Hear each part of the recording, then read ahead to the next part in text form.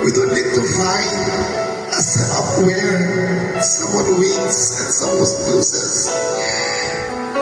We just have to say, our love was true. But how stupid ka pala, huh?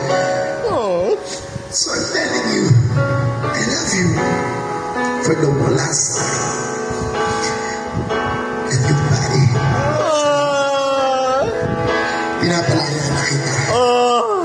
Salamat sa 5 taon. Salamat sa bawat lunok, sa bawat hagod, sa bawat baon. Salamat. Masaya ako na kilala kita.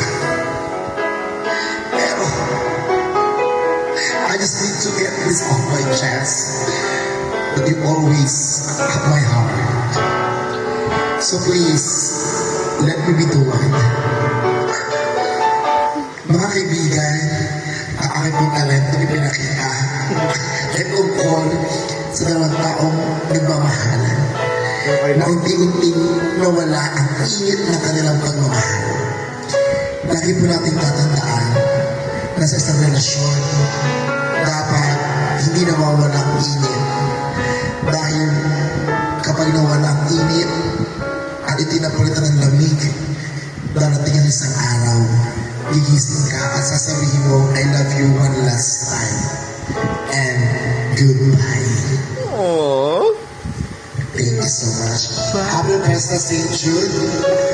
Base A, 5A, na napakahirap hanapin. Nakakalito. Thank you kay Palas.